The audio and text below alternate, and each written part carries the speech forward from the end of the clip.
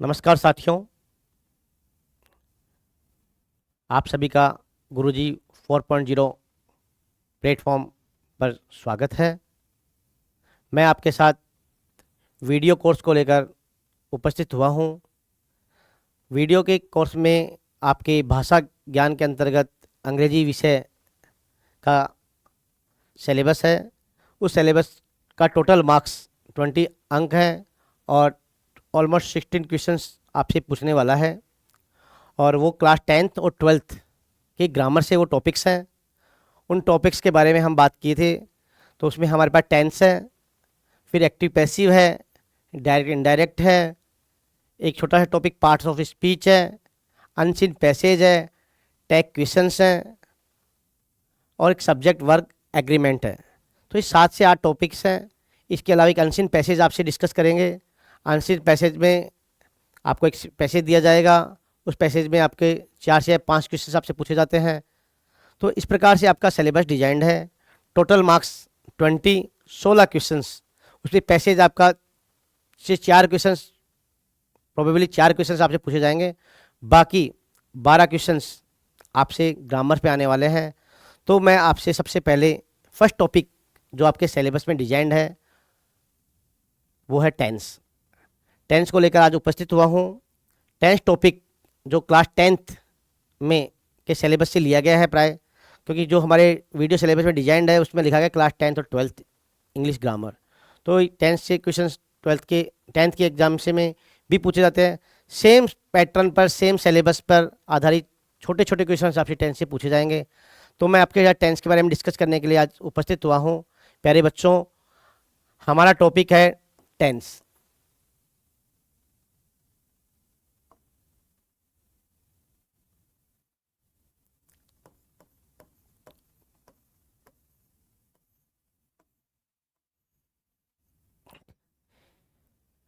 Tense को हमने बांटा 3 पार्ट्स में।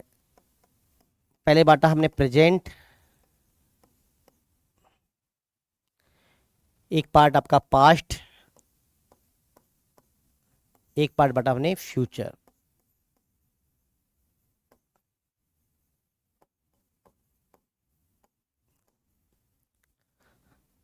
फिर हमने हर टेंस का डिवाइड किया 4 पार्ट में। पहला पार्ट पढ़ेंगे हम इंडेफिनेट।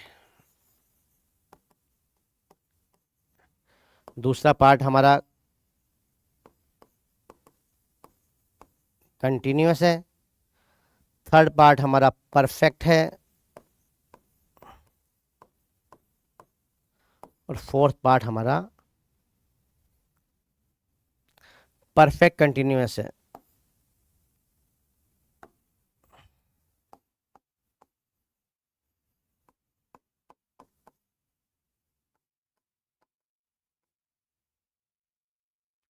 ये 4 टेंस है मेरे पास। तो अगर ये मेरा एक चार्ट बनाऊंगा मैं, तो आपके थोड़ा सा इजीली एक्सेसिबल हो जाएगा।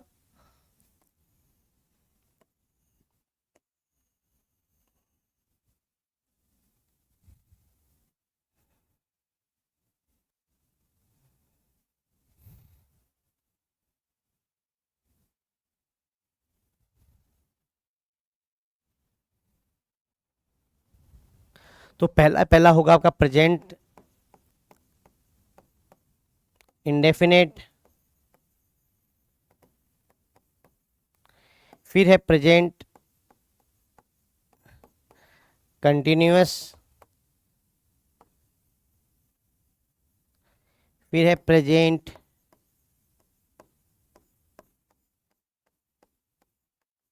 परफेक्ट, देन है present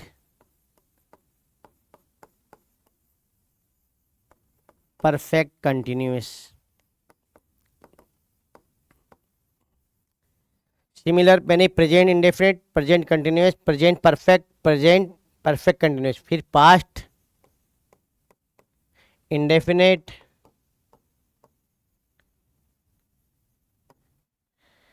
past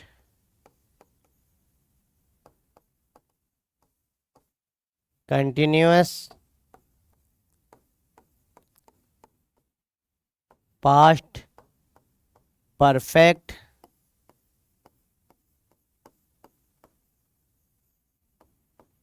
past perfect continuous. Similar हम अगर फ्यूचर के साथ ये पेयर बनाएं तो बनेगा फ्यूचर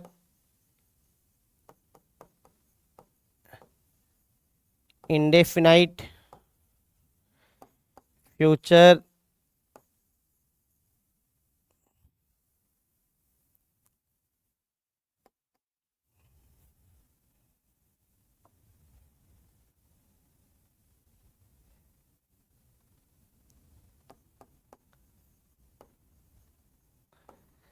कंटिन्यूअस,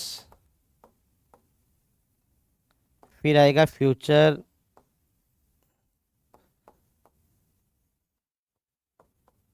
परफेक्ट, देन हमारा आएगा फ्यूचर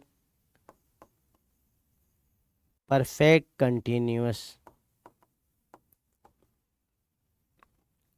ये हमारा मोटा मोटा हमें ये इतने सारे टेंस पढ़ने हैं। अब हम सबसे पहले चलते हैं, मैंने कहा प्रेजेंट टाइमिंग है, प्रेजेंट क्या, indefinite, present continuous, present perfect continuous, present indefinite, present continuous, present perfect, then present perfect continuous. Past, past indefinite पढ़ेंगे, फिर हम पास्ट कंटिन्यूस पढ़ेंगे, देन हम पास्ट परफेक्ट पढ़ेंगे, देन हम पास्ट परफेक्ट कंटिन्यूस पढ़ेंगे। इसके बाद हम फ्यूचर टेंस में भी हम चारों कैटेगरी को पढ़ेंगे, फ्यूचर इंडेफिनिट को पढ़ेंगे, फ्यूचर कंटिन्यूस को पढ़ेंगे, फ्यूचर परफेक्ट को पढ़ेंगे, फ्यूचर परफेक्ट कंटिन्यूस को पढ़ेंगे।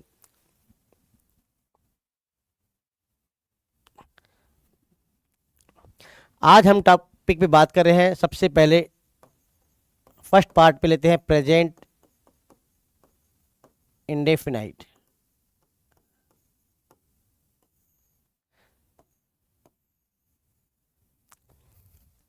किसी भी सेंटेंस की फॉर्मेशन के लिए जरूरी है,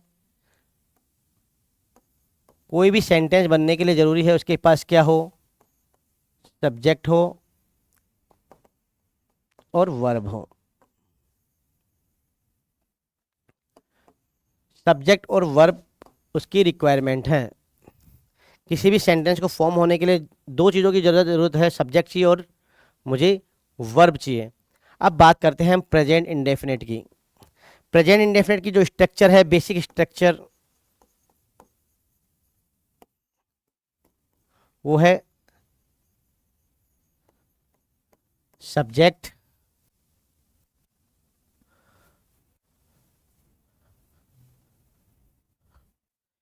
फिर है वर्ब की फर्स्ट फॉर्म, वर्ब की फर्स्ट फॉर्म के साथ एस या एस या ऑब्जेक्ट। ये हमारी बेसिक स्ट्रक्चर है, हमें हमारे दिमाग में इस स्ट्रक्चर को रखना है।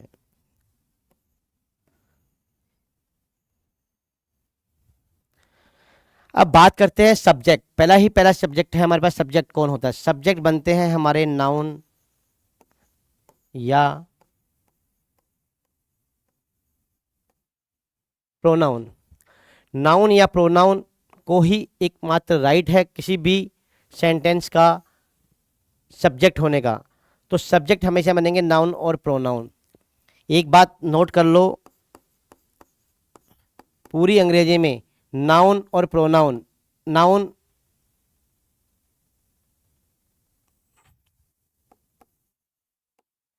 हमेशा सिंगुलर फॉर्म में मिलेगा। हमें बनाना होगा उसका प्लूरल, तो मैं इसमें कुछ ना कुछ ऐड करूँगा। ये एडिंग वर्ब्स होंगे, तो ऐड करने से मेरा बन जाएगा प्लूरल नाउन। नाउन मिलता सिंगुलर है, बनाना पड़ता प्लूरल है। सिमिलर मैंने कहा वर्ब मिलती बेस फॉर्म में है, और ये बेस फॉर्म हमेशा होती है प्लूरल। इसको बनाना है सिंगुलर, तो इसके अंदर मैं जोड़ूंगा एस या ई एस, और मेरी बन जाएगी वर्ब सिंगुलर। आओ एक एग्जाम्पल की बात करते हैं।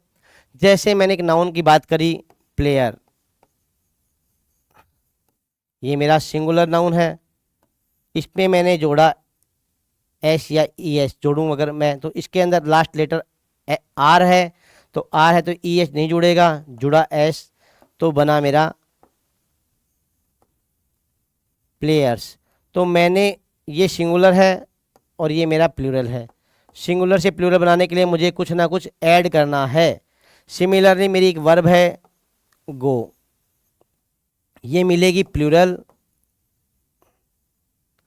और बनाना है मुझे सिंगुलर, तो जोड़ूंगा इसमें एस या ई एस तो बन जाएगी मेरी गोज। तो जो नया बन के है वो है सिंगुलर, अर्थात प्लूरल से सिंगुलर बनाने के लिए इसमें एस एस जोड़ते हैं और नाउन में सिंगुलर से प्लूरल बनाने के लिए एस एस जोड़ते हैं। बात करते हैं कब एस जुड़ेगा कब ई एस जुड़ेगा। तो सिंपल कॉन्सेप्ट ध्यान रखो, नाउन के लिए ई एस कब कब जुड़ता है, जब लास्ट लेटर डबल एस हो, एक्स हो, ओ हो, सी एच हो, एस एच हो, एसेट्रा, कुछ लेटर डिफाइंड है। अगर ये किसी भी नाउन के एंड में आने वाले लेटर हैं तो हमारा हमेशा नाउन को जब भी प्लूरल बनाएंगे तो हम ई एस जोड़ेंगे, रिमेनिंग के साथ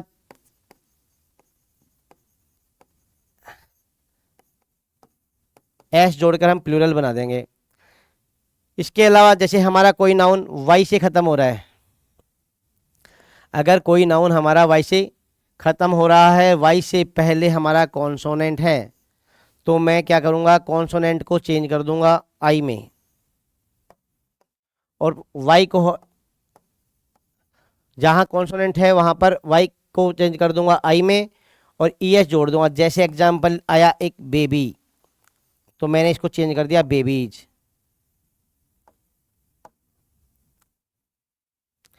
तो इस प्रकार से मैं जहाँ वाई आएगा, वाई से पहले कॉन्सोनेंट है तो मैं वाई को आई में बदल दूंगा और ई एस ऐड कर दूंगा।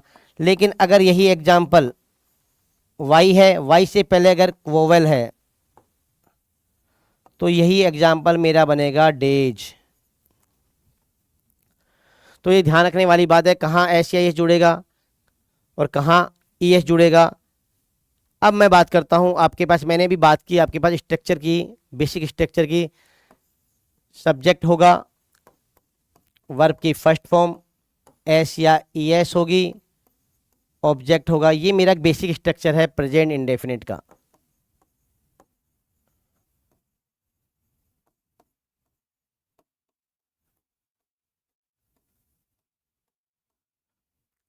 ये बेसिक स्ट्रक्चर है मेरा प्रेजेंट इंडेफिनिट का। एक सब्जेक्ट वर्ब एग्रीमेंट टॉपिक जब हम पढ़ेंगे, ये हमारे सिलेबस में भी है, सब्जेक्ट वर्ब एग्रीमेंट।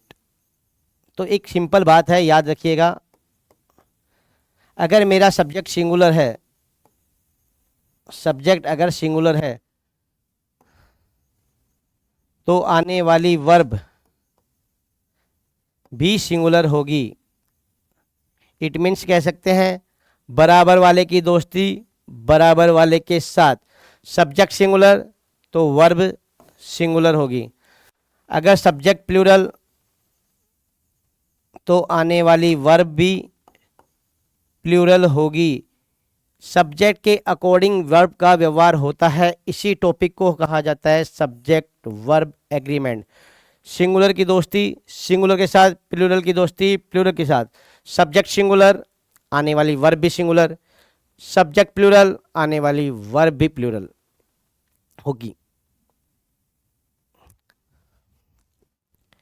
अब मैं आपको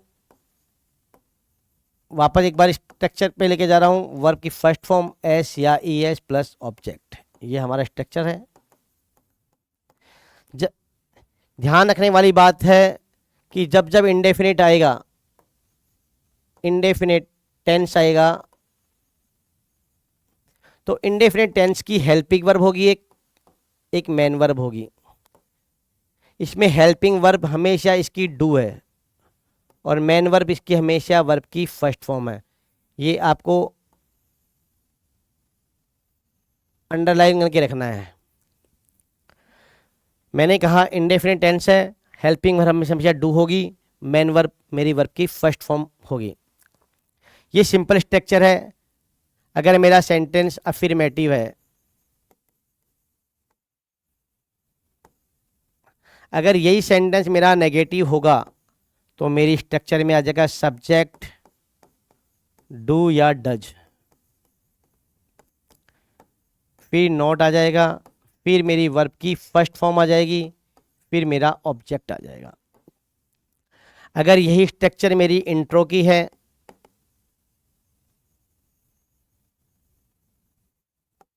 तो मेरी स्ट्रक्चर में पहले डू या डज होगा, देन सब्जेक्ट होगा, देन मेरी वर्ब की फर्स्ट फॉर्म होगी,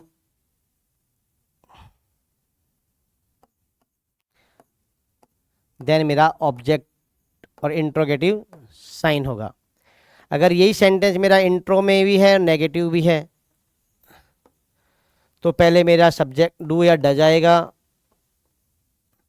देन मेरा सब्जेक्ट आएगा, देन मेरा नोट आएगा, उसके बाद मेरे पास आने वाली वर्ब की फर्स्ट फॉर्म आएगी, फिर ऑब्जेक्ट आएगा, देन करके लास्ट मेरा क्वेश्चन मार्क आएगा। ये मेरी बेसिक स्ट्रक्चर्स हैं।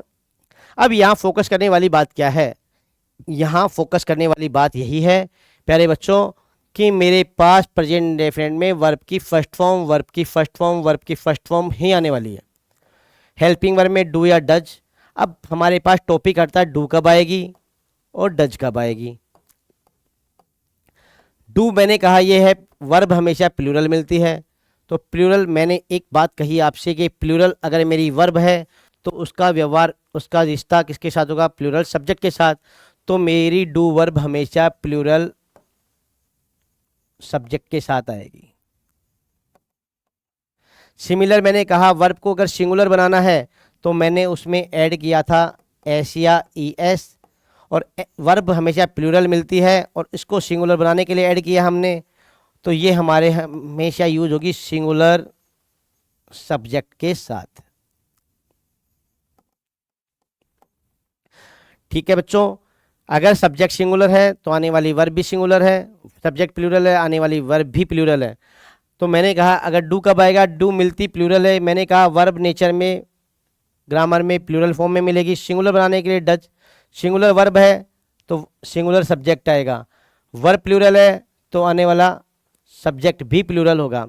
हमने ये भी कहा था कि सब्जेक्ट बनने का राइट दो ही आदमी के पास है।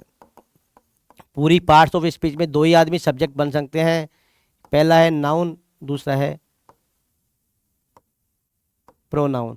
नाउन तो हमें आइडेंटिफाई हो जाएंगे, कई बार हमें प्रोनाउंस के साथ भी सेंटेंस वेरी करते हैं, तो मैं आपके साथ थोड़े से प्रोनाउंस का थोड़ा सा डिस्कस करूंगा। प्यारे बच्चों,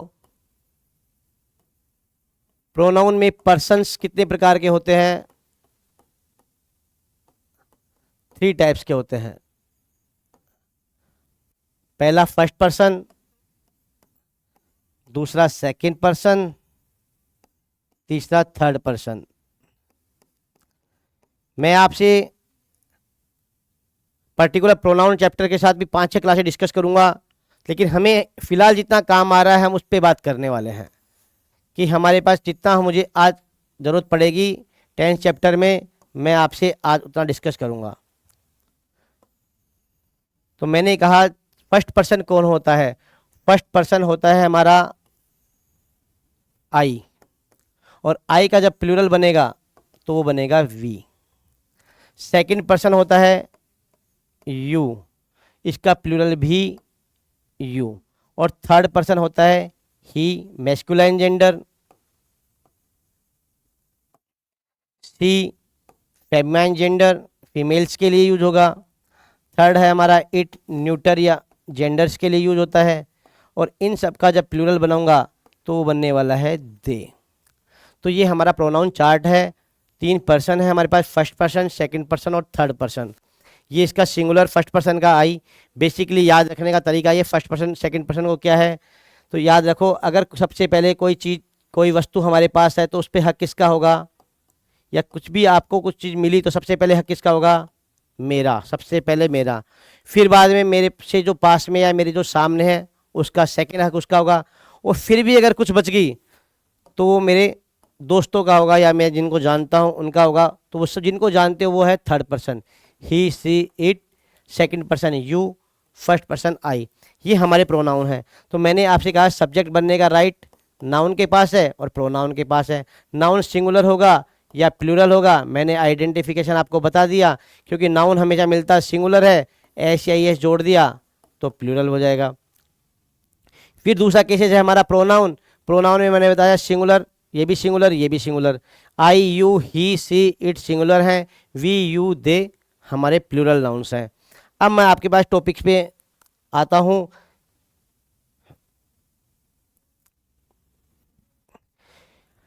हमसे एग्जाम में मल्टीपल ऑप्शंस देकर क्वेश्चंस पूछे जाएंगे। मल्टीपल ऑप्शंस के साथ हमारे पास क्वेश्चंस पूछे जाएंगे। तो मल्टीपल ऑप्शंस क्वेश्चंस में हर टेंस के साथ कुछ कंडीशंस है, टेंस के एप्लीकेशंस है। तो मैं आपके साथ टेंस के एप्लीकेशंस पे बात करूंगा। मैंने आपको प्रेजेंट इंडेफिनिट की जितनी स्ट्रक्चर थी उसके बारे में आपसे डिस्कस कर लिया। अब मैं उन टेंस के अंदर आने वाले स्पेशल जो जो यूजेज हैं, जिन पे आपके एग्जाम में क्वेश्चंस कंडक्ट होते हैं, उन पे बात करूंगा। सबसे पहली बात है हमारा, हम बात कर रहे थे किस टेंस की, प्रेजेंट इंडेफिनाइट की। इस इंडेफिनाइट का दूसरा नाम सिंपल है। तो सबसे पहली बात है, इसके अंदर हमेशा और हमेशा आपको जब भी कोई यूनिवर्सल ट्रुथ या फैक्ट दिया जाएगा तो वो हमेशा और हमेशा प्रेजेंट टेंस में होगा। पहली कंडीशन, यूनिवर्सल ट्रूथ आ गया या फैक्ट आ गया तो आपका टेंस होने वाला कौन सा है, प्रेजेंट इंडेफिनिट। दूसरी बात, आपके पास कोई भी साइंटिफिक या मैथमेटिकल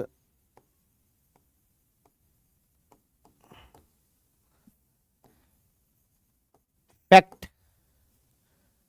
आता है वो भी हमारा प्रेजेंट इंडेफिनिट में होगा। थर्ड बात, कुछ एडवर्ब्स हैं जिन्हें आपको ध्यान रखना है। मैंने ये एडवर्ब्स हैं आपकी always, ever, never, seldom, often, rarely, usually, frequently, generally, occasionally, इसके अलावा आपको मिल जाए daily, in a week, in a year, twice a year. ये अगर आपको गिवन सेंटेंस में ये वर्ड्स मिल जाते हैं, ऑलवेज मिल जाए, never, ever, often, usually, generally, ये सारे जो एडवर्ब्स हैं इनको बोलते हैं टाइम वाले एडवर्ब, एडवर्ब ऑफ टाइम, इनको बोलते हैं एडवर्ब ऑफ टाइम। ये एडवर्ब ऑफ टाइम हमें कौन से टाइम का बताते हैं, प्रेजेंट के इंडेफिनिट का टाइम बताते हैं। Always, never, ever, seldom, often, rarely, usually, frequently, generally, occasionally, ये वर्ड्स मिल जाएं तो आपका प्रेजेंट होगा।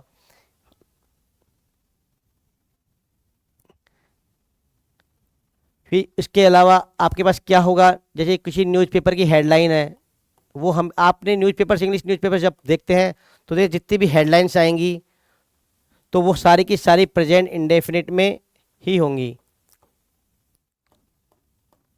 या फिर कोई भी लाइव कमेंट्री,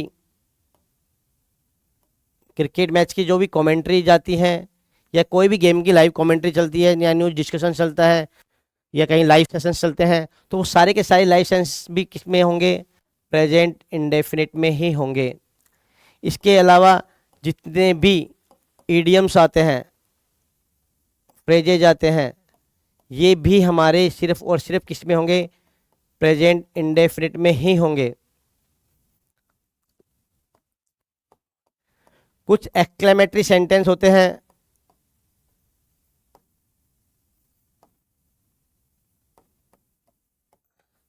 जो स्टार्ट होंगे हेयर और देयर से, या तो हेयर से स्टार्ट होंगे या देयर से स्टार्ट में होंगे, और लास्ट में साइन आएगा, एक्सक्लेमेशन साइन आएगा। तो ऐसे कुछ यूजेज हैं हमारे, जो मैं आपके साथ डिस्कस करूंगा एक पीपीटी स्लाइड के तौर पर।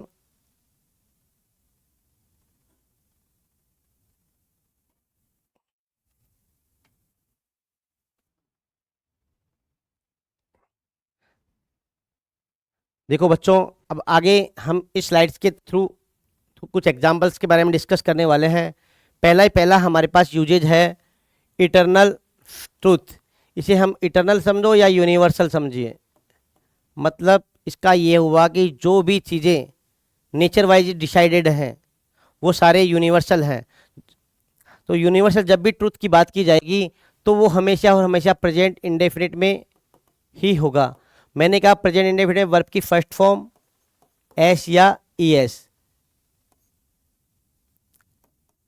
ही आपका यूज होने वाला है। जैसे पहला एग्जांपल हमने लिया द सन, आपको फिल इन द ब्लैंक्स मिलने वाला है। आपके पास वर्ब आएगी जैसे राइज इन द ईस्ट, ये आपके एग्जांपल आया। तो मैंने कहा कि सन किसी भी कंट्री में राइज होता हो या कहीं भी राइज होता हो, एवरी टाइम सन का डायरेक्शन होने वाला कौन सा है? ईस्ट है। दैट इज यूनिवर्सल ट्रूथ, एक फैक्ट है जो फाइनल है, उस पर कुछ भी प्लस माइनस नहीं होने वाला। आज ये नहीं कि सन ईस्ट में हुआ कल वेस्ट में हो जाएगा। तो जो यूनिवर्सल फैक्ट्स हैं वो सारे के सारे प्रेजेंट इंडेफिनिट टेंस में होंगे। तो जैसे राइज है तो सन मेरा क्या है? सिंगुलर है। तो राइज के साथ राइज मिलती कैसी है? प्लूरल। मुझे इसको सिंगुलर बनाना है तो इसमें मैं एस या ई एस जोड़ूंगा। इसके अंदर ऑलरेडी ई है तो मैं एस से मेरा काम हो जाएगा। तो मेरा वर्ब बनने वाला है यहाँ पे rises, sun rises in the east. तो मुझे इस प्रकार से एग्जाम में 4 ऑप्शंस देंगे, 1 2 3 एंड 4। ये 4 ऑप्शंस आएंगे, उनमें मेरे पास एक ऑप्शन राइज आएगा, एक राइजेज आएगा, एक राइजिंग आएगा या इज राइजिंग आएगा, हैज राइजन आएगा। सपोज एग्जाम्पल तो मैं कहता हूँ राइज मेरा कट हो गया। क्यों कट हो गया? क्योंकि सिंपल बात है, सब्जेक्ट सिंगुलर तो ये वर्ब तो प्लूरल है, तो सब्जेक्ट सिंगुलर है, आने वाली वर्ब भी सिंगुलर होगी, तो मैं इसको यहाँ से कट कर दूंगा। नेक्स्ट ऑप्शन है मेरे पास हैज राइजन। हैज राइजन, सूर्य उदय हो चुका है, कंप्लीट कैक्शंस नहीं हुआ, सन तो कल भी राइज होने वाला है। तो ये यूनिवर्सल ट्रूथ है। तो universal truth never be come in present perfect, कभी नहीं आएगा। सिमिलरली कंटिन्यूस में नहीं आएगा। अब मेरे पास एक ही ऑप्शन मेरा टिक करने के लिए वो राइजेज। ऐसे ही नेक्स्ट एग्जांपल है बर्ड्स फ्लाइट। बर्ड्स की आदत है या हैबिट है या यूनिवर्सल चीज़ है, बर्ड्स फ्लाई करेगी ना कि वो वॉक करेगी। तो ये उसका एक्शंस है, जो यूनिवर्सल एक्शन है। बर्ड्स का काम क्या है? फ्लाई करना। सेम सन अगर सेट होता है वो इन द वेस्ट, ये भी सन का यूनिवर्सल फैक्ट है। सन हमेशा वेस्ट में ही सेट्स होता है। एक एग्जाम्पल है अर्थ रिवॉल्व राउंड द सन। अर्थ हमेशा के लिए ही रिवॉल्व करती है, वो भी सन के अराउंड में, सन के राउंड में से वो हमेशा रिवॉल्व करती है। तो मेरे साथ ये होगा कि जब जब यूनिवर्सल फैक्ट आएगा तो मुझे ये याद रखना है कि मेरे टेंस होने वाला कौन सा है? Present indefinite. प्रेजेंट इंडेफिनिट में हमेशा आने वाली वर्ब के साथ क्या होगा? वर्ब की फर्स्ट फॉर्म या वर्ब की फर्स्ट फॉर्म के साथ एस या ई एस में ऐड करके अपना क्वेश्चन सोल्व करूंगा। अब बात मैंने एक एग्जांपल में आपको और यहाँ बताना चाहूँगा। ये सन, सन के पीछे दा क्यों लगा? सन के पीछे दा आर्टिकल ये लगा क्योंकि ये दुनिया में यूनिक है। जो भी दुनिया में यूनिक आर्टिकल्स हैं उनके पीछे आर्टिकल दा का यूज होता है, जो अपने आप में यूनिक है। डायरेक्शन, हर डायरेक्शन के नाम से पहले भी आपको याद रखने वाली बात है, डायरेक्शन के नाम से पहले हमेशा आर्टिकल दा आता है। डायरेक्शन के नाम से पहले भी आर्टिकल द का यूज होता है। तो बच्चों ये याद रखने वाली बात है कि आर्टिकल्स हमेशा किसके पहले आएंगे? आर्टिकल हमेशा नाउन के पहले आएंगे। सन एक नाउन है, कैसा नाउन है? यूनिक है, इसलिए मैंने आर्टिकल द का प्रयोग किया। सिमिलर डायरेक्शन के नाम से पहले भी हमेशा और हमेशा आर्टिकल द का यूज होगा। तो ये आप अपने नोटबुक में नोट करिएगा कि हर डायरेक्शन के नाम से पहले और जो यूनिक चीज़ें हैं संसार में, वर्ड में, उनके पहले भी हमेशा आर्टिकल द का यूज होता है। नेक्स्ट एग्जाम्पल की बात करते हैं अपन।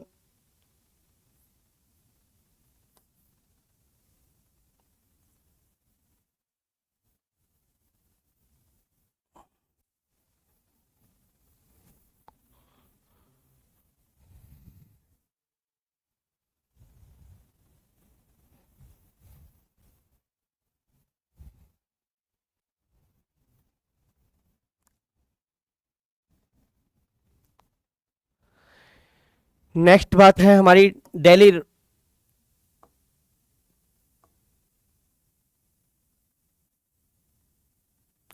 Routine.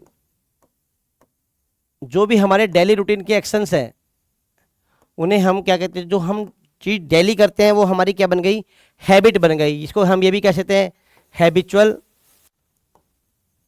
Actions.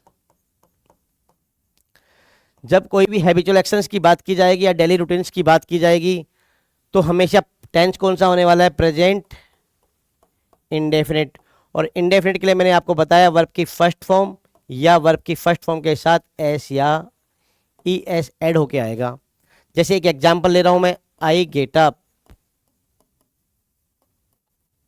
Early in the morning.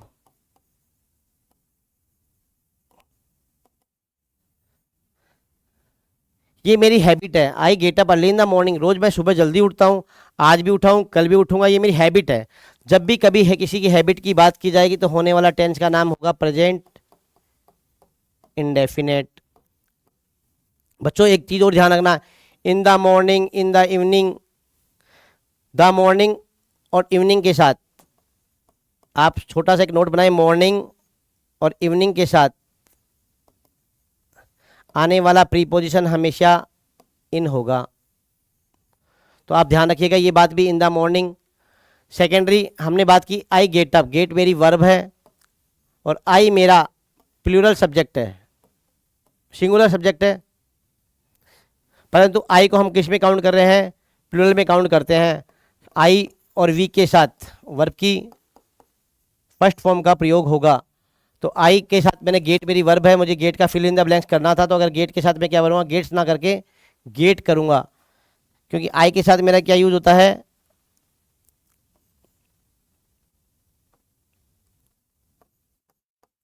तो जो भी डेली एक्शंस है मेरे, डेली जो रूटीन एक्टिविटीज़ हैं, उन डेली रूटीन एक्टिविटीज़ के लिए भी मैं कौन से टेंस का प्रयोग करूँगा, उसके लिए भी मैं प्राय प्रेजेंट इंडेफिनिट टेंस का ही यूज करूँगा। एक एग्जांपल और ले रहे हैं, my mother goes to temple every day. मेरी मदर की डेली हैबिट है, क्योंकि हमें एक वर्ड मिला लास्ट में एवरी डे। एवरी डे ने क्या डिसाइड किया, वो उसकी हैबिट है, वो उसका रूटीन है, हर रोज़ का एक्टिविटी है। तो इस एवरीडे वर्ड से मैंने कोई क्लियर हो गया कि मेरा यहाँ कोई ना कोई हैबिट वाली बात की है, डेली एक्शंस की बात की गई है।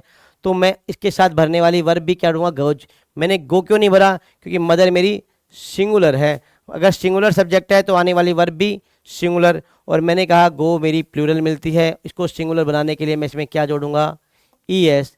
तो मैंने यूज किया गोज, तो मेरे यहाँ पे verb I goes. Similarly next देखिए एग्जाम्पल एक, ही प्लेज फुटबॉल डेली। देखो एक वर्ड आया यहाँ पे डेली। डेली ने ये डिसाइड किया कि ये मेरा रोज़ का एक्शन है, रोज़ का खेलने का काम है। मैं आज भी खेलने गया हूँ, कल भी मैं स्पोर्ट्स के लिए जाऊँगा, परसों भी मैं स्पोर्ट्स के लिए जाने वाला हूँ। तो जो स्पोर्ट्स के लिए डेली मैं एक्टिविटी कर रहा हूँ उसके लिए भी मुझे कौन सा टेंस का प्रयोग होगा, हमेशा और हमेशा प्रेजेंट इंडेफिनिट। और प्रेजेंट इंडेफिनिट की स्ट्रक्चर हमें याद है, वर्ब की फर्स्ट फॉर्म सब्जेक्ट के साथ। अगर मेरा सब्जेक्ट प्लूरल है तो वर्ब की फर्स्ट फॉर्म से काम हो जाएगा, अगर सब्जेक्ट मेरा सिंगुलर है तो मैं वर्ब की फर्स्ट फॉर्म के साथ एस या इस लगाकर अपनी वर्ब को सिंगुलर बना लूँगा। एक एग्जाम्पल है, my father goes to office at 10 AM। Father को ऑफिस डेली जाना है, वो उसकी हैबिट है, और उसी पर्टिकुलर टाइम पे जाना है 10 AM। तो ये भी मेरे फादर की क्या डेली की दिनचर्या का एक्शन है, डेली हैबिट है। तो हमें ये ध्यान रखने वाले, जब भी डेली हैबिट्स की बात जाएगी, हैबिचुअल एक्शंस की बात की जाएगी, यूनिवर्सल ट्रूथ्स की बात की जाएगी, फैक्ट की बात की जाएगी, तो हमेशा हमारा टेंस कौन सा होगा, प्रेजेंट इंडेफिनिट। अब मैं बात करता हूँ इसके तीसरे यूजेज की, वो है डायरेक्ट नरेशन। डायरेक्ट नरेशन में जब रिपोर्टिंग वर्ब सिंपल प्रेजेंट में होती है तो रिपोर्टेड स्पीच में कोई परिवर्तन नहीं होता। जब डायरेक्ट और इनडायरेक्ट आप पढ़ोगे तो वहाँ यहाँ लिखा, वहाँ आपको ये पढ़ाया जाएगा, जब भी आपका रिपोर्टिंग वर्ब प्रेजेंट में है और या फ्यूचर में है, प्रेजेंट में है या फ्यूचर में है आपकी रिपोर्टिंग वर्ब, तो रिपोर्टिंग स्पीच में कोई चेंज नहीं होगा, टेंस के अंतर्गत कोई चेंज नहीं होगा। सिर्फ आपका क्या चेंज होंगे, सब्जेक्ट के अकॉर्डिंग चेंज होगा, subject according to person change होगा। सिमिलरली हमारे एडवर्ब्स चेंज होंगे, टेंस का फॉर्मेशन चेंज होगा। जब अभी आप डायरेक्ट से इनडायरेक्ट बनाते हो, आप तीन चीज़ें चेंज करते हो। पहली क्या चेंज करते हो, पहली चेंज करते हो आप सब्जेक्ट, दूसरा आपका टेंस, और थर्ड आप चेंज करते हो उसके एडवर्ब जो भी उसमें दिए गए हैं, टाइम ऑफ एडवर्ब्स दिए गए हैं वो चेंज करते हो। लेकिन जब भी आपका आरवी रिपोर्टेड वर्ब अगर आपका प्रेजेंट या फ्यूचर में होगा तो आप जब भी आरएस में चेंजेज नहीं होगा टेंस की फॉर्मेट जैसे कि तैसे जिस टेंस में सेंटेंस दिया गया सिमिलर सेंटेंस में होगा। तो आपको ध्यान रखा अगर रिपोर्टिंग वर्ब मेरी प्रेजेंट में है तो आने वाला रिपोर्टिंग स्पीच में कभी भी कोई चेंज नहीं होगा। तो ये ध्यान रखने वाली बात है। जैसे यहाँ मेरा टेल्स आया, टेल्स मेरा प्रेजेंट इंडेफिनिट को शो करता है, मैंने कंजक्शन दैट जोड़ने के बाद वाज प्लेइंग गेम जो सेंटेंस दिया था सिमिलर का सिमिलर में कोई चेंज नहीं हुआ। यहाँ प्रेजेंट है और यहाँ पास्ट है, पास्ट गिवन था, पास्ट का पास्ट ही रहेगा, प्रेजेंट में चेंज नहीं होगा। सिमिलरली यहाँ मेरा प्रेजेंट है और यहाँ मेरा फ्यूचर है। तो जब भी आपका आरवी, ये पोर्ट को आप आरवी बोलते हो, रिपोर्टिंग वर्ब बोलते हो, अगर ये मेरा प्रेजेंट टेंस में है तो मेरे अगला जो भी रिपोर्टिंग स्पीच है इसका टेंस में कोई परिवर्तन नहीं होगा। ये हमेशा ध्यान रखने वाली बात है आप लोगों के लिए। नेक्स्ट मैं आपके साथ यूजेज की बात कर रहा हूँ। कुछ ऐसी वर्ब्स हैं जिन्हें हम प्रेजेंट इंडेफिनिट में ही यूज करते हैं, उन्हें हम बोलते हैं वर्ब्स ऑफ परसेप्शंस। क्या बोलते हैं? वर्ब्स ऑफ परसेप्शंस बोलते हैं। परसेप्शन का मतलब होगा कि हमारी जो भी ज्ञानेंद्रियां हैं, सेंस ऑर्गन्स है, वो उस चीज़ को नेचुरली जो करती हैं उसे कहते हैं वर्ब परसेप्शन। मतलब हमारे सेंस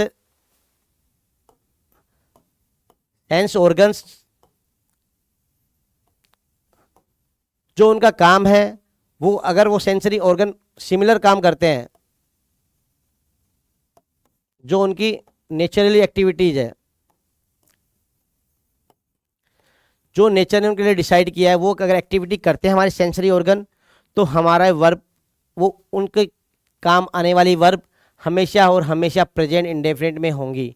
जैसे बात कर रहे हैं हम लोग सी हमारी आइज है और आई का काम क्या है? सी करना। तो ये जब भी सी आएगा तो सी का सींग नहीं बनेगा।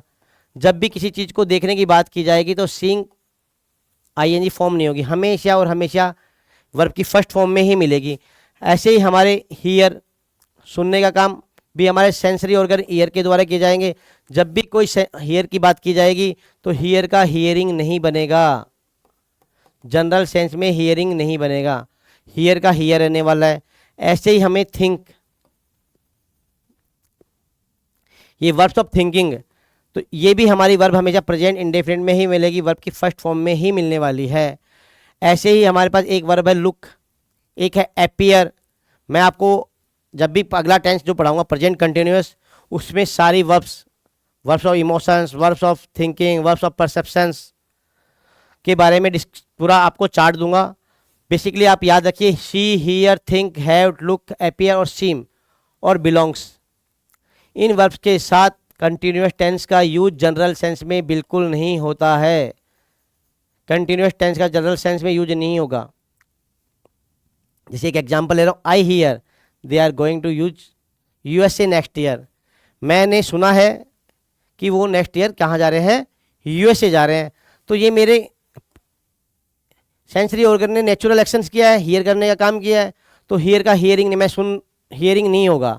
सिमिलरली आई सी, एक हर इंजॉइंग द पिकनिक, सी मेरी वर्ब आई, इसकी कभी भी कंटिन्यूस फॉर्म नहीं होती है जनरल सेंस में, तो हम इसको सी को हमेशा और हमेशा प्रेजेंट इंडेफिनिट में देखेंगे।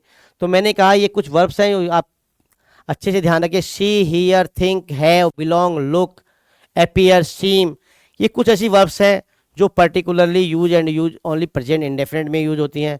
तो जब भी आपका एमसीक्यू का क्वेश्चन आए तो आपका अगर सेंस भी कंटिन्यूस का भी आ रहा है, सेंटेंस अगर आप इसका ट्रांसफॉर्मेशन कर रहे हैं और आपको कंटिन्यूस के का भी एहसास हो रहा है, तो भी आपको ध्यान रखना है कि इन वर्ब्स का कभी भी कंटिन्यूस फॉर्म नहीं होता है। हमेशा ये वर्ब प्रेजेंट इंडेफिनिट के तौर पे ही काम में आती हैं, या see, hear, think, have, look, appear, seem, belong. तो आपको इतनी ध्यान रखने वाली बात है। नेक्स्ट मैंने कहा आपसे टीवी पे या रेडियो पर, टीवी या रेडियो पर कोई भी कमेंट्री आ रही है, कोई भी स्पोर्ट्स का इवेंट आ रहा है, या कोई भी लाइव टेलीकास्टिंग आ रही है, जो भी लाइव टेलीकास्टिंग होगी वो यूज होगा वहाँ पर प्रेजेंट इंडेफिनिट। सिमिलरली कोई न्यूज़पेपर की हेडलाइंस आई है या न्यूज़पेपर का बुलेटिन आ रहा है, तो भी प्राय जनरली यूज किया जाता है प्रेजेंट इंडेफिनिट। जैसे Raju Passage the ball, cricket की कमेंट्री में जब बोलता है तब हमेशा देखो कि राजू के साथ उसने पासेज का यूज किया, तो राजू ने जो बॉल की है वो डाली है, बॉल डाली, पास की है टू शालूजा, शालूजा ने बोल दी है सोनू को, और सोनू ने वो बोल दिया गोलकीपर को। तो जितना अभी कमेंट्री देखो, या वर्ब आई पास, पास का बना पासेज प्रेजेंट में, यहाँ भी प्रेजेंट इंडेफिनिट, यहाँ भी प्रेजेंट इंडेफिनिट। तो यहाँ से डिफाइन होता है जब भी कोई लाइव कमेंट्री होगी या कोई स्पोर्ट्स का इवेंट होगा या लाइव टेलीकास्टिंग होगी, तो हमेशा हमारा यूज होने वाला टेंस है प्रेजेंट इंडेफिनिट। फिर मैंने आपके साथ एग्जाम्पल एक और बात कर रहा हूँ, हेयर और देयर। हेयर और देयर से शुरू होने वाले एक्सक्लेमेटरी सेंटेंस। एक्सक्लेमेटरी सेंटेंस की पहचान क्या है? लास्ट में आपको एक्सक्लेमेशन साइन मिलेगा, एक्सक्लेमेशन साइन मिलता है और वाक्य होता है हेयर और देयर से स्टार्ट। हेयर और देयर से जब भी कोई सेंटेंस स्टार्ट होगा तो आप ध्यान रखिए, हेयर और देयर से स्टार्ट होने वाले exclamatory sentence always present indefinite की वर्ब लेके आते हैं। तो यहाँ भी हमें ध्यान रखने वाली है, प्रेजेंट इंडेफिनिट की वर्ब आएगी एक्सक्लेमेटरी सेंटेंस में।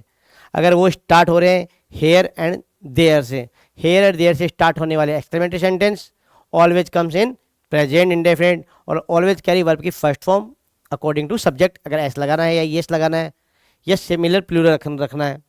अगली बात करें हमने किसी भी न्यूज़पेपर की हेडलाइंस, किसी भी न्यूज़पेपर की हेडलाइंस या न्यूज़पेपर के कोई भी कोट्स, न्यूज़पेपर पे जो भी कोट्स या कोटेशंस आती हैं वो भी हमारी कहाँ पे होंगी? प्रेजेंट सिंपल में होंगी, प्रेजेंट सिंपल टेंस में ही होंगी।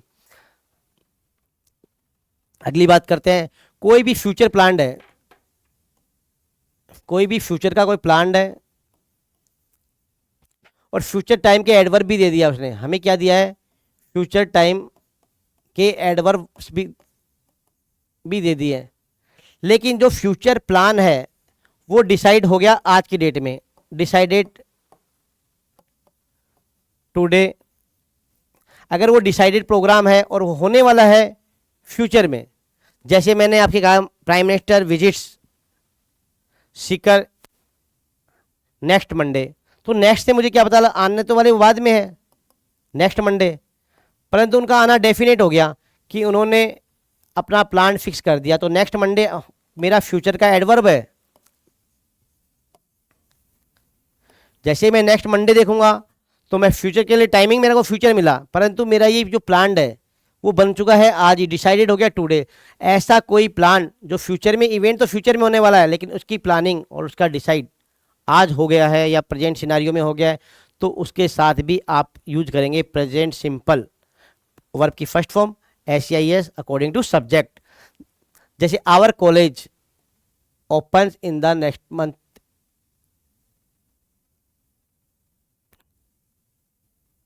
Our college opens in the month of July. Decided है कि जुलाई, जैसे इस जुलाई आएगी स्कूल टाइमिंग स्टार्ट होंगे तो हमारा कॉलेज भी स्टार्ट हो जाएगा। तो डेफिनेट एक्शंस है, फ्यूचर टाइमिंग में होने वाला है, डिसाइडेड है, प्री डिसाइडेड है, तो हमेशा जो भी कोई प्री डिसाइडेड फ्यूचर एक्शंस है तो उनके अंतर्गत हमेशा और हमेशा आपका प्रेजेंट इंडेफिनिट टेंस का प्रयोग होगा। अगली बात का एक एग्जांपल और बात करते हैं, ही रीचेज हियर टुमारो। टुमारो कोई आपके यहाँ पहुँचने वाला है, उसका डिसाइडेड है, फिक्स है, प्लान फिक्स है, तो आप कौन सा टेंस यूज करेंगे? Present indefinite. यहाँ भी देखो आपको जो एडवर्ब दिया गया टुमारो, ये टुमारो एडवर्ब भी फ्यूचर टाइम को डिसाइड बताता है, परंतु उसका प्लान फिक्स है, डिसाइडेड है, प्री डिसाइडेड है, तो आप यूज करेंगे प्रेजेंट इंडेफिनिट। प्रेजेंट इंडेफिनिट के ही यूज करेंगे। नेक्स्ट एग्जांपल, नेक्स्ट अपना एप्लीकेशन है सिंपल प्रेजेंट का यूज हुआ। ये कुछ एडवर्ब्स है, always, never, occasional, sometimes, often, usually, every week, on Sunday, twice a year, every year. ये कुछ टाइम ऑफ एडवर्ब्स हैं। ये टाइम ऑफ एडवर्ब ने हमें क्या बताया? ये बताती है हमें हैबिचुअल एक्शंस को बताते हैं, यूनिवर्सल फैक्ट्स को बताते हैं, डेली रूटीन्स को बताते हैं। जैसे मैंने कहा ऑलवेज, ये मुझे क्या बताएगा? मेरे डेली रूटीन या मेरी हैबिट्स को बताएगा। नेवर, मैं कोई एक्शन मैं डेली करता हूँ या नहीं करता हूँ, that defined in simple present. तो ये कुछ वर्ड्स हैं, आप इन वर्ड्स को देखकर, इन टाइम ऑफ वर्ड्स को देखकर, ये एडवर्ब्स वाले वर्ड्स हैं, इनको देखकर भी आप अपने सेंटेंस को सही करेक्ट कर सकते हैं और सही आप यूज ऑफ द वर्ब्स कर सकते हैं। तो आपको इनको चार्ट को अच्छे से थोड़ा सा एक बार रूटीन बेस पे 2 या 3 बार याद करने की कोशिश करिएगा। Always, never, ever, seldom, often, rarely, usually, frequently, generally, occasionally, sometimes, on Sunday, on Monday, in a year, twice a year, ये कुछ टाइम ऑफ एडवर्ब्स हैं जो हमेशा यूज होते हैं प्रेजेंट इंडेफिनिट में। और प्रेजेंट इंडेफिनिट में यूज होने के कारण इनके साथ आने वाली वर्ब, वर्ब की फर्स्ट फॉर्म, अगर सब्जेक्ट सिंगुलर है तो ऐसे इसका यूज करेंगे, और अगर सब्जेक्ट प्लूरल है तो वर्ब की फर्स्ट फॉर्म को ज्यों का त्यों यूज करेंगे। अगला एग्जाम्पल है आपका वैन, एवर और वैन। तो ध्यान रखने वाली बात है बच्चे,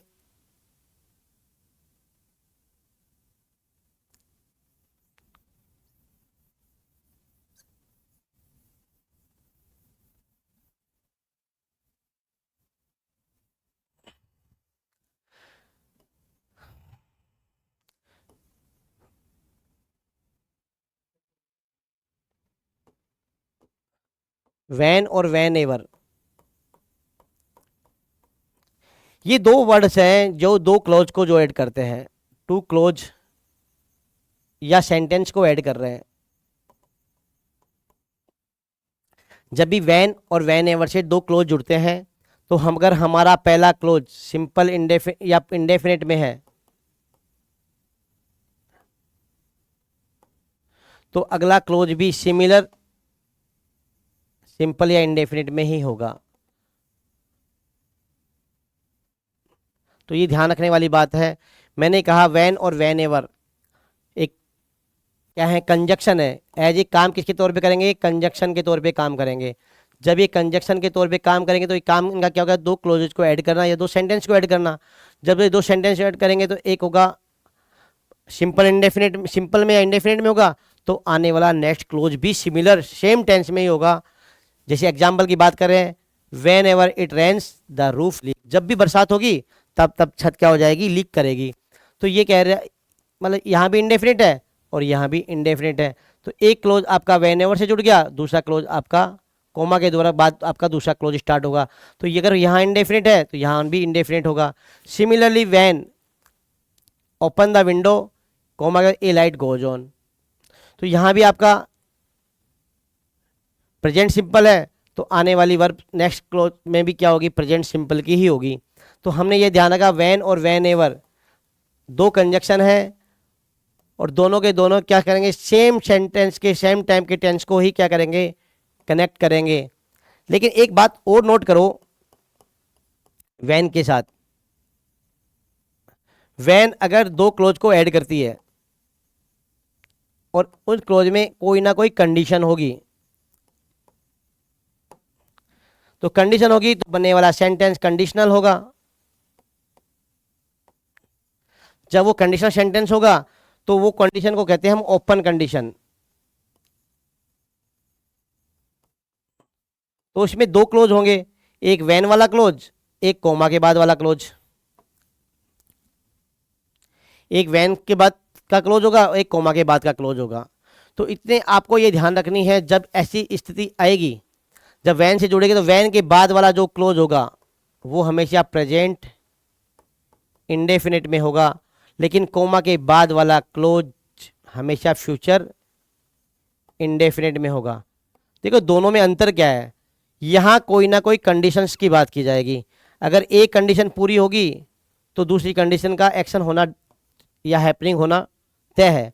तो जब भी कंडीशन की बात की जाएगी तो वैन के बाद वाला क्लोज प्रेजेंट इंडेफिनिट में, कोमा के बाद वाला क्लोज फ्यूचर इंडेफिनिट में। लेकिन जब वाक्य में सेंटेंस में टू क्लोज और दो सेंटेंस ऐड किए जाएंगे तो वैन के बाद वाला क्लोज तो प्रेजेंट इंडेफिनिट में, इसमें भी प्रेजेंट इंडेफिनिट में, यहाँ भी प्रेजेंट इंडेफिनिट में होगा। लेकिन अगर कंडीशन नहीं होने की केसेज में वहाँ पे सेकंड क्लोज भी प्रेजेंट सिंपल में ही होगा। एक चीज और नोट कर लीजिए आप,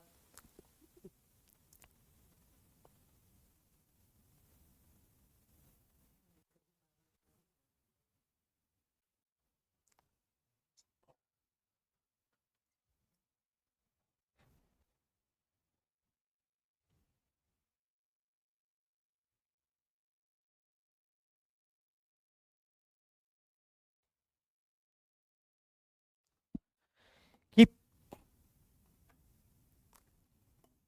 प्रेजेंट की दोस्ती प्रेजेंट से भी हो सकती है और प्रेजेंट टाइम की दोस्ती फ्यूचर से भी हो सकती है। प्रेजेंट का दोस्त कौन हो सकता है? फ्यूचर हो सकता है। प्रेजेंट का दोस्त प्रेजेंट हो सकता है और फ्यूचर हो सकता है। प्रेजेंट का दोस्त कौन नहीं होगा? पास्ट नहीं होगा ना ही। तो ये ध्यान रखना है कि प्रेजेंट का क्लोज प्रेजेंट में रहेगा या फ्यूचर में रहेगा। अभी मैंने बात की वैन वाले क्लोज की, तो वैन वाला क्लोज अगर नॉर्मल है तो ये प्रेजेंट इंडेफिनिट में है, तो बाद वाला क्लोज भी प्रेजेंट इंडेफिनिट में ही आएगा। मैंने बात की वैन वाला क्लोज अगर कंडीशन में है, कंडीशन सेंटेंस में है, तो ये इंडेफिनिट में होगा और अगले वाला फ्यूचर इंडेफिनिट में होगा। किस में होगा? फ्यूचर इंडेफिनिट में होगा। देखिए अगला ही हमारे पास दे रखा है, जब मेन वर्ब फ्यूचर में हो तो कंडीशनल सेंटेंस के, देखो ये वर्ड्स है कंडीशनल सेंटेंस की आइडेंटिफिकेशन के लिए। आपके पास कंडीशनल सेंटेंस के लिए पहचानने के आपके पास कुछ वर्ड्स हैं। अगला ही एग्जाम्पल है, मैंने आपसे पिछले ही एग्जाम्पल में डिस्कस किया है कि कंडीशनल सेंटेंस में जब भी कोई कंडीशंस ओपन होगी तो उसमें एक क्लोज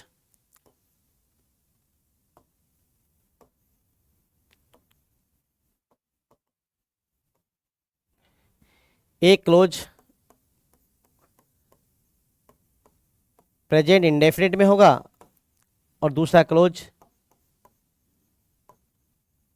फ्यूचर इंडेफिनिट में होगा। फ्यूचर इंडेफिनिट में होने का मतलब हो गया वर्ब की फर्स्ट फॉर्म तो यहां भी आने वाली है, परंतु उससे पहले मॉडल्स आएंगे। मॉडल्स में आपके विल और शैल भी हो सकता है, कैन भी हो सकता है, और यहां पे आएगी वर्ब की फर्स्ट फॉर्म। अब मुझे कैसे पता चलेगा कि सेंटेंस मेरा कंडीशनल है? तो कंडीशनल के लिए कुछ वर्ड्स हैं, जैसे कोई वर्ड है इफ से स्टार्ट हो, कोई क्लोज जब भी इफ से स्टार्ट होगा तो इफ के कंडीशंस को सेंटेंस होगा। अगर ये अनलेस से स्टार्ट होगा, अनलेस का मतलब होता है इफ नॉट, मतलब जब भी कोई नेगेटिव सेंटेंस होगा तो हम इफ नॉट की जगह अनलेस का यूज कर सकते हैं। तो इफ नॉट यूज नहीं करके हम क्या करेंगे? अनलेस। इफ क्लोज अनलेस से स्टार्ट हो, एज इफ से स्टार्ट हो, एज से स्टार्ट हो, वैन से भी स्टार्ट हो सकता है, टिल से भी स्टार्ट हो सकता है। तो ये कुछ कंडीशनल सेंटेंस हैं जो एज सून एज,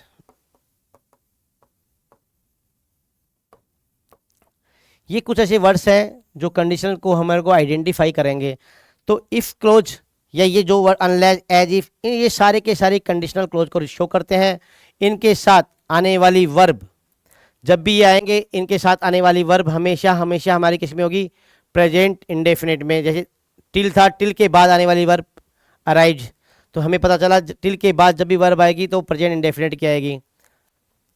इफ है, इफ के बाद आने वाली वर्ब भी प्रेजेंट इंडेफिनिट की होगी। इन केस भी हमारी कंडीशन को शो करता है, इन केस के बाद आने वाली वर्ब हमारी प्रेजेंट इंडेफिनिट को होगी।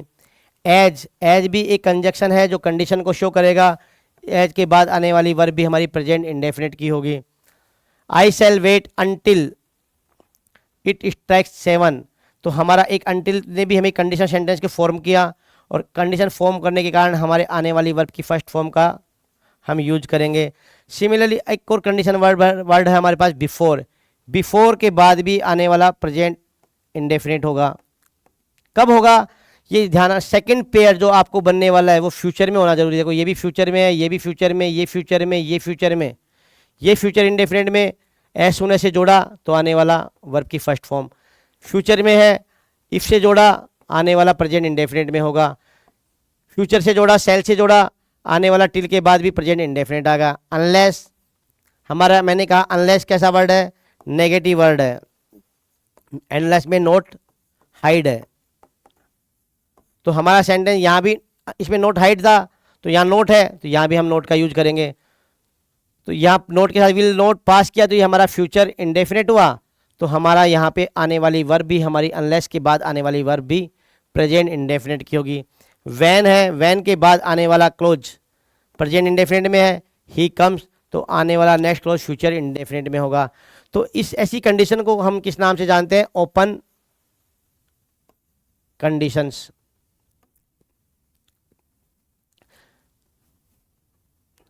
अगली बात हमने बात करी,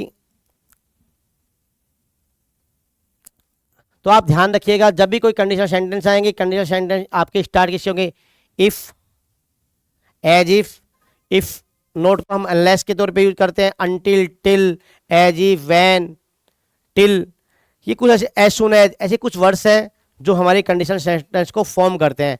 as if, when, until, if, unless, until, till, इनके बाद जस्ट बाद वाला क्लोज, इन वर्ड से जस्ट बाद वाला क्लोज हमेशा और हमेशा किस में रहेगा, प्रेजेंट इंडेफिनिट में।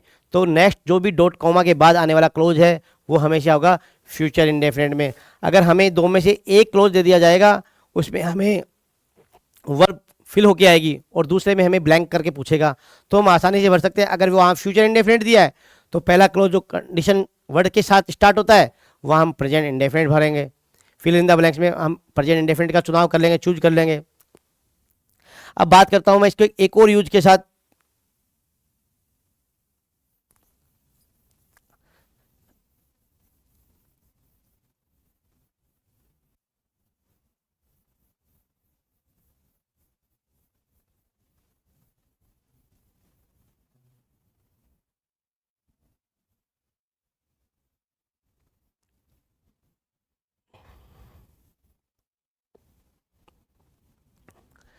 जब भी कोई कोटेशंस आएगा,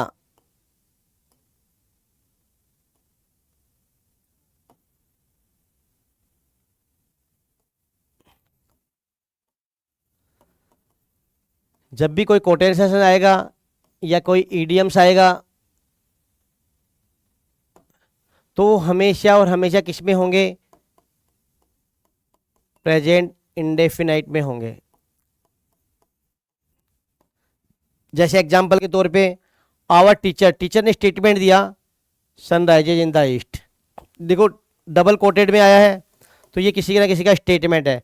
स्टेटमेंट की पहचान, कोटेशन की पहचान क्या है, हमारे पास डबल इन्वर्टेड कोमा में दिया जाएगा। जब भी कोई भी सेंटेंस डबल इन्वर्टेड कोमा में आया है उसके पीछे किसी का व्यक्ति विशेष का नाम है या किसी ऑर्गेनाइजेशन का नाम है, तो हम जो कोटेशन में आने वाले जो भी टेंस होगा वो हमारा प्रेजेंट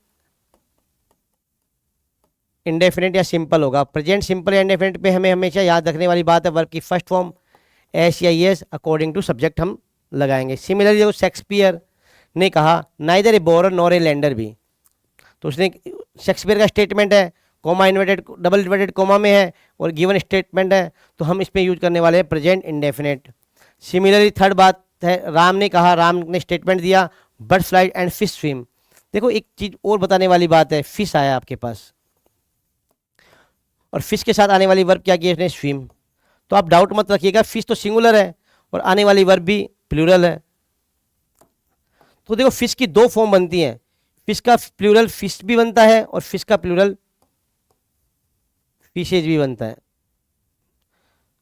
फिश का प्लूरल फिश भी बनता है, फिश का प्लूरल फिशेज भी बनता है। अगर सेम टाइप की फिशेज है, सेम काइंड ऑफ है, एक ही प्रकार की फिश की बात कर रहे हैं और एक हम वेरियस टाइप की फिश होती हैं, तो एक तो प्लूरल दो तीन प्रकार की फिश ने मिलकर प्लूरल बना, एक ही टाइप की फिशेज का प्लूरल बना, तो हमारे पास दो प्लूरल बनते हैं, फिश की फिश भी बनता है और फिशेज भी बनता है।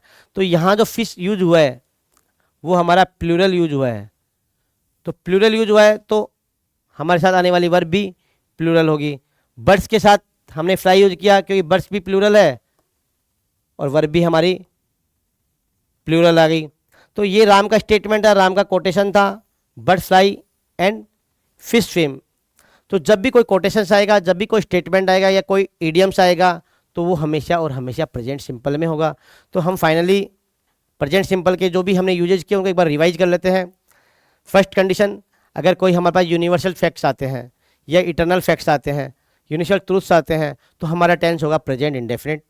सेकंड बात हमने की, कोई भी डेली रूटीन है, हैबिचुअल एक्शंस है, तो हमारा टेंस होगा प्रेजेंट इंडेफिनिट। थर्ड बात की हमने, कोई न्यूज़पेपर हेडलाइंस है, लाइव कमेंट्री है, तो हमेशा हमें यूज होगा प्रेजेंट इंडेफिनिट। फोर्थ हमने बात करी, जब भी कोई कोटेशंस आएंगे, कोई इडियम्स आएंगे, तो हमारा प्रेजेंट इंडेफिनिट होने वाला है। फिर हमने बात की एक्सक्लेमेटरी सेंटेंस जो हेयर और देयर से स्टार्ट होंगे, लास्ट में एक्सक्लेमेटरी साइन आएंगे, तो वो आएंगे प्रेजेंट इंडेफिनिट में आएंगे। फिर हमने कुछ टाइम ऑफ एडवर्ब देखे, always, never, ever, seldom, everyday, rarely, usually, frequently, on Mondays, on Sundays. इसके अलावा हमने ये सारे कुछ टाइम ऑफ एडवर्ब्स थे, in a year, twice a year, ये टाइम ऑफ एडवर्ब्स थे। इनको भी हमने सेंटेंस में आइडेंटिफाई करके हम हमारी वर्ब का सूटेबल वर्ब्स जो प्रेजेंट इंडेफिनिट के अकॉर्डिंग हम एज पर जो सब्जेक्ट डिमांड करेगा वो हम पूरी कर सकते हैं। इसके बाद हमने बात की कंडीशनल सेंटेंस की। कंडीशनल सेंटेंस में जब भी ओपन कंडीशन होगी तो ओपन कंडीशन में दो क्लोज जो होंगे, एक क्लोज इफ क्लोज होगा, एक कॉमा के बाद वाला क्लोज होगा। जो भी इफ क्लोजेज होगा वो हमेशा प्रेजेंट इंडेफिनिट में होगा, और कॉमा के बाद वाला जो भी क्लोजेज होगा वो हमेशा फ्यूचर इंडेफिनिट में होगा। अगर प्रेजेंट इंडेफिनिट में इफ क्लोज है तो उसके साथ वर्ब की फर्स्ट फॉर्म एस या ईएस आएगी, और जो फ्यूचर इंडेफिनिट का क्लोज जो कॉमा के बाद आने वाला है वहाँ शैल या विल प्लस वर्ब की फर्स्ट फॉर्म आएगी। मैंने आपको यहाँ एक नोट करने वाली बात और भी बोली थी कि प्रेजेंट के मित्रता, प्रेजेंट की फ्रेंडशिप फ्यूचर के साथ हो सकती है। देखो कंडीशनल सेंटेंस में ऐसा ही रिप्रेजेंट हुआ, प्रेजेंट इंडेफिनिट आया तो कंडीशन बन गई फ्यूचर इंडेफिनिट के साथ, प्रेजेंट इंडेफिनिट और फ्यूचर इंडेफिनिट का पेयर बन गया। फिर मैंने बात की थी ये कंडीशनल सेंटेंस किस किस से जुड़ सकते हैं। ये इफ से जुड़ सकते हैं, अंटिल से जुड़ सकते हैं, एज इफ से जुड़ सकते हैं, व्हेन से जुड़ सकते हैं, एज सून एज से जुड़ सकते हैं। फिर हमने बात करी व्हेन और व्हेन से दो क्लोज जुड़ेंगे और एक क्लोज सिंपल प्रेजेंट में होंगे। इस प्रकार से हमने प्रेजेंट इंडेफिनिट को पूरा किया है। Thank you very much.